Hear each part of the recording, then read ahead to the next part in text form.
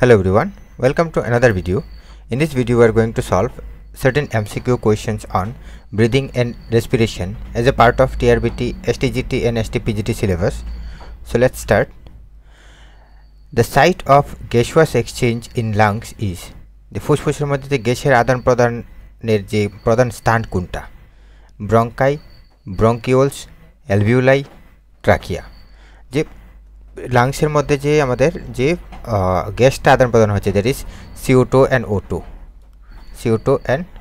O2 এই দুটার যে আদান প্রদান হচ্ছে সেটা কোন জায়গাতে হচ্ছে? তো CO2 অ্যান্ড O2 এর আদান প্রদানটা নর্মালি হচ্ছে অ্যালভিউলাইয়ের মধ্যে, alveoli of lungs. Next is the normal tidal volume of a healthy adult is about. একজন সুস্থ প্রাপ্তবয়স্ক মানুষের স্বাভাবিক টাইডাল ভলিউমটা কত? 200 ml, 350 ml, 500 ml or 1000 ml. The normal tidal volume, that is TV, tidal volume is about 500 ml. একজন প্রাপ্তবয়স্ক সুস্থ স্বাভাবিক লোকের টাইডাল ভলিউম হবে 500 ml. The primary muscle for ইন্সপিরেশনের জন্য যে প্রধান পেশি কোনটা? Abdominal muscles, diaphragm, intercostal muscle or sternum. যে মেইন প্রাইমারি মাসেল যেটা ইন্সপিরেশনে কাজ করছে দ্যাট ইজ ডায়াফ্রাগাম, যেটা লাংসের inspiration and as well as এক্সপিরেশনে কাজ করছে, যেটা মেইনলি যে লাংসটা কন্ট্রাকশন হবে, রিল্যাক্সেশন হবে, that is regulated by diaphragm. Next is residual volume in adult is about কত? একজন প্রাপ্তবয়স্কদের ফুসফুসের অবশিষ্ট ভলিউমটা কত? 500 ml, 1100 to 1200 ml, 2000 ml or 3000 ml। যে একজন প্রাপ্তবয়স্ক মানুষের ফুসফুসে যে অবশিষ্ট পরিমাণ যে বায়ু থাকে সেটা হলো 1100 to 1200 ml। Breathing is controlled by, যে শ্বাসক্রিয়াটাকে নিয়ন্ত্রণ করছে? Cerebellum, medulla oblongata, hypothalamus, cerebrum.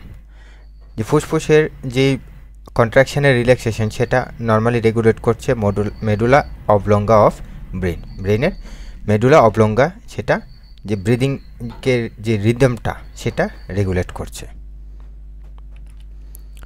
Exchange of gases between blood and body tissue is, যে রক্ত আর শরীরের যে টিস্যুগুলোর মধ্যে যে গ্যাসের আদান প্রদানটা হলো সেটা কি external respiration, internal respiration, diffusion আর ইন্সপিরেশন? যে গ্যাসের আদান প্রদানটা সেটা টিস্যু আর রক্তের মধ্যে যেটা হচ্ছে সেটি ইন্টারনাল রেসপিরেশন, অভ্যন্তরীণ শ্বাস প্রশ্বাস যেটাকে বলছি, যেখানের মধ্যে টিস্যুর থেকে অক্সিজেন, কার্বন ডাইঅক্সাইডটা টিস্যু থেকে CO2টা ব্লাডের মধ্যে যাবে, আর ব্লাডের থেকে O2টা টিস্যুর মধ্যে যাবে, তো সেটাকে বলছি আমরা internal respiration. Oxyhaemoglobin dissociation curve shifts to the right due to, যে অক্সিহিমোগ্লোবিন যে বিচ্ছেদের যে বক্র রেখাটা সেটা ডান দিকে যাবে কখন? Low CO2, high pH, high CO2 and temperature, low temperature. যে বক্ররেখাটা যে অক্সিহিমোগ্লোবিনের যে কার্ভটা যেটা আমরা দেখি এরকমভাবে একটা কার্ভ যখন থাকে এরকমভাবে, যেটা আমরা বলছি অক্সিহিমোগ্লোবিন ডিসোসিয়েশন কার্ভ, সেটা ডান দিকে শিফট হবে যখন কার্বন ডাইঅক্সাইডের কনসেন্ট্রেশন আর হাই থাকবে এবং টেম্পারেচারটা হাই থাকবে। তো high CO2 and temperature shifts the oxygen dissociation curve towards the right. Next is amount of oxygen carried by 100 ml of blood in a healthy person. একজন সুস্থ প্রাপ্তবয়স্ক লোকের 100 ml ব্লাড রক্তের মধ্যে অক্সিজেনের পরিমাণটা কতটুকু থাকছে? 1 ml, 5 ml, 20 ml, 50 ml।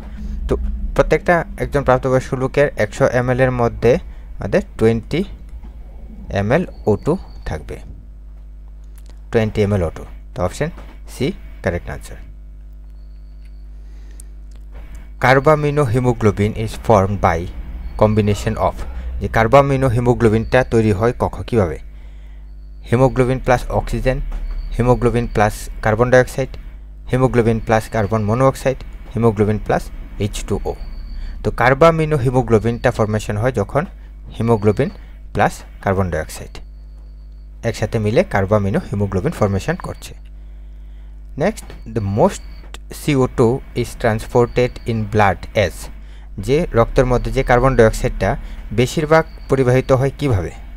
Dissolved gas হিসাবে, কার্বামিনো হিমোগ্লোবিন হিসাবে, বাইকার্বনেট আয়ন হিসাবে, অর কার্বনিক অ্যাসিড হিসাবে। যে নর্মালি এই CO3 এই যে বাইকার্বনেট আয়ন হিসাবে যেটা ট্রান্সফার হচ্ছে। The respiratory pigment in human is, যে মানুষের মধ্যে যে শ্বাসরঞ্জক পদার্থ কোনটা? Haemocyanin, haemoglobin, myoglobin, chlorine.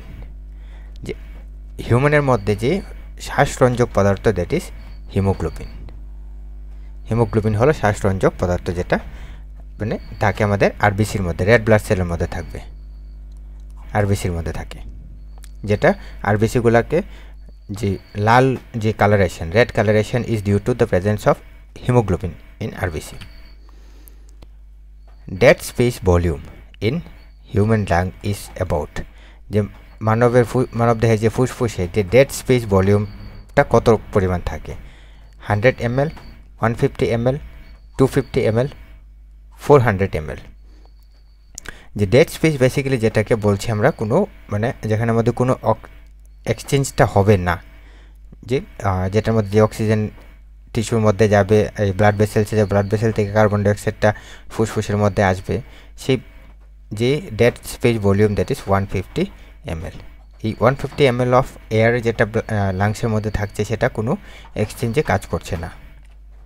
Next is the vital capacity is, vital capacity আমরা কাকে বলবো?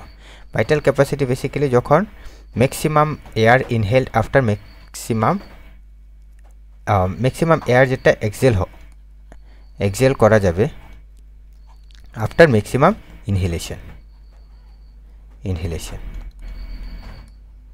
ম্যাক্সিমাম ইনহেলেশনের পরে যে ম্যাক্সিমাম এক্সেলেশন করা যাবে সেটা। তো সেটা ইন টোটাল হবে আমাদের TV tidal volume, inspiratory reserve volume, expiratory reserve volume. এই তিনটা মিলে হবে আমাদের vital capacity. Respiratory quotient that is RQ of carbohydrate is, যে কার্বোহাইড্রেটের যে রেসপিরেটরি কোশনটা কত?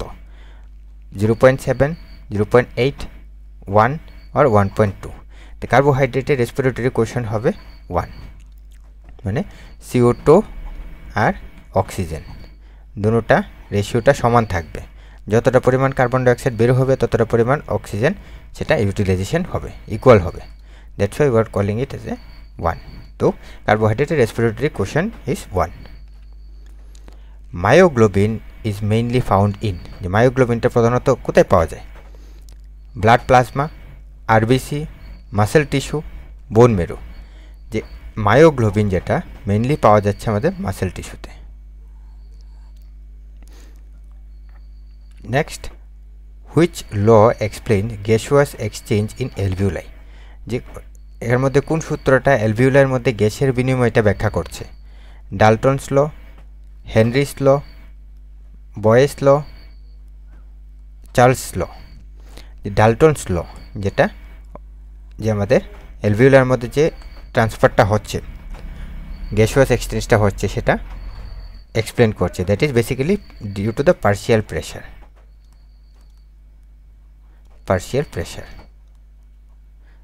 প্রেশার অফ আমাদের O2 অ্যান্ড CO2 দুটোটা, যেটার মধ্যে কনসেন্ট্রেশন গ্রেডিয়েন্টের উপরে ডিপেন্ড করে। যেখানে হাই কনসেন্ট্রেশন থাকবে, যেরকম লাংস অ্যালভিউলার মধ্যে হাই কনসেন্ট্রেশন অফ অক্সিজেন থাকবে, তো সেটা ব্লাডের মধ্যে যাবে। আর ব্লাডের মধ্যে হাই কনসেন্ট্রেশন থাকবে CO2, সেটা CO2টা ব্লাড থেকে লাং অ্যালভিউলার মধ্যে যাবে, অ্যালভিউলার মধ্যে ট্রান্সফার হবে। Next is the normal breathing rate in adult human is, যে একটা প্রাপ্তবয়স্ক লোকের মধ্যে স্বাভাবিক শ্বাস প্রশ্বাসের হার কত? 6 to 8 time per minute, 12 to 16 time per minute, 20 to 25 Times per minute, or 30 to 35 Times per minute. তো অ্যাভারেজ ব্রিদিং রেট যেটা একটা প্রাপ্তবয়স্ক মানুষের সেটা হলো 12 থেকে 16, 12 to 16 টাইমস পার মিনিট, যেটা প্রাপ্তবয়স্ক লোকের মধ্যে সেটা হয়। অক্সিজেন ডিসোসিয়েশন ইজ ফেভার্ড, যে অক্সিজেনটা ডিসোসিয়েট হবে নর্মালি হিমোগ্লোবিন থেকে অক্সিজেনটা ডিসোসিয়েট হয়ে যাবে কখন? High concentration of CO2 and low pH, low carbon dioxide and high pH, low temperature, high oxygen tension. তো নর্মালি যে অক্সিজেনটা হিমোগ্লোবিন থেকে ডিসোসিয়েট হবে যখন কার্বন ডাইঅক্সাইডের কনসেন্ট্রেশনটা হাই থাকবে এবং পিএইচটা লো থাকবে। তো কার্বন ডাইঅক্সাইড যদি বেশি হয় সেটা হিমোগ্লোবিন কার্বন ডাইঅক্সাইডের সাথে বাইন্ড করে যাবে, তো যেখানে মধ্যে অক্সিজেনটা সরে যাবে। Next, lungs do not collapse between breaths because, যে শ্বাসের মধ্যে যে ফুসফুসটা ধসে পড়ে না, কারণ কিসের জন্য ধসে পড়ছে না? Residual volume of air, surfactant secretion, both A and B, or pleural fluid. এর মধ্যে থেকে যে ফুসফুসটা ব্রেকডাউন করছে না, lungs do not collapse between the breath because of presence of residual air and surfactant secretion. তো both A and B is correct. Which protein facilitates CO2 transport in RBC? আরবিসির মধ্যে CO2 ট্রান্সপোর্টটা কে facilitate করছে? Option হলো carbonic anhydrase, catalase, hemocyanin, globin. যে প্রোটিনটা CO2 ট্রান্সপোর্টটাকে ফেসিলিটেট করছে that is carbonic anhydrase. Carbonic anhydrase normally CO2 সাথে H2O রিঅ্যাক্ট করে H2CO3 তৈরি করবে, সেটার থেকে কনভার্ট হয়ে HCO3 minus plus H plus, যেটা কার্বনিক অ্যানহাইড্রেস এই রিয়াকশানটা করাচ্ছে। অ্যান্ড এই যে বাইকার্বনেট আয়ন হিসেবে যেটা CO2টা মেইনলি ট্রান্সপোর্ট হচ্ছে in bloods. Next is apnoea. অ্যাপনিয়াটা কি? Rapid breathing, difficulty in breathing, temporary suspension of breathing, or painful breathing. তো অ্যাপনিয়া বেসিক্যালি যে সাময়িক কারণের জন্য শ্বাস প্রশ্বাসটা বন্ধ হয়ে যাওয়া, that is temporary suspension of breathing is known as apnoea. Apnoea একটা ডিজিজ কন্ডিশন যেখানের মধ্যে temporary suspension of breathing occurs, যে শ্বাসক্রিয়াটা সাময়িক কারণের জন্য বন্ধ হয়ে যাওয়া। দেন নিউমোথোরেক্স। নিউমোথোরেক্সটা কি? Air in alveoli, air in pleural cavity, fluid in pleural cavity, আর লাংস ইনফেকশন। যে নিউমোথোরেক্স বেসিক্যালি যখন এয়ারটা প্লুরাল ক্যাভিটিতে থাকে, প্লুরাল গহ্বরের মধ্যে যখন এয়ারটা থাকবে that is known as pneumothorax. Next is EFB1 or FBC ratio decreases in, সেটা কখন ডিক্রিজ হবে বা কখন কমে যাবে? Restrictive lung disease, obstructive lung disease, pneumonia আর টিউবারকুলোসিস। যে FEB আর FBC সেটা নর্মালি কমে যাবে যখন অবস্ট্রাকটিভ লাং ডিজিজ হবে, যে লাংটা যখন তার কাজ করা বন্ধ করে দেবে তখন সেটাকে বলবো আমরা যখন FEB1 অ্যান্ড FBC সেটা রেশিওটা কমে যাবে। নেক্সট হলো surfactant in lungs is secreted by, যে ফুসফুসের মধ্যে সারফেক্টেন্টটা কে নিষ্কৃত করছে? Type 1 of alveoli cell, type 2 alveoli cells, endothelial cells আর RBC। যে ফুসফুসের মধ্যে যে সারফেক্টেন্টটা সিক্রেট করছে that is type 2 alveoli cell, যেটা নর্মালি যে সারফেস টেনশনটাকে কমাচ্ছে, সারফেস টেনশনটাকে রিডিউস করছে, রিডিউসেস সারফেস টেনশন, যে সারফেস টেনশনটা রিডিউস করছে।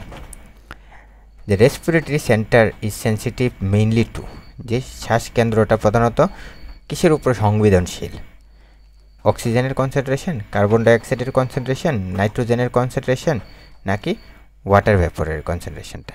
তো নর্মালি যে রেসপিরেটরি সেন্টার সেটা মেইনলি সেন্সিটিভ থাকে কার্বন ডাইঅক্সাইডের উপরে। কার্বন ডাইঅক্সাইড যদি বেশি হয় রেসপিরেশন রেটটা বেড়ে যাবে, রেসপিরেশন রেট ইনক্রিজ হয়। আর CO2 যেটা যদি টিস্যুর মধ্যে প্রচুর পরিমাণ CO2 থাকে সেটা রেসপিরেশন রেটটাকে বৃদ্ধি করে দেবে, যেটা CO2কে রিলিজ করবে, CO2কে বডি থেকে রিলিজ করার জন্য। So with that we came to end of this MCQ solving session.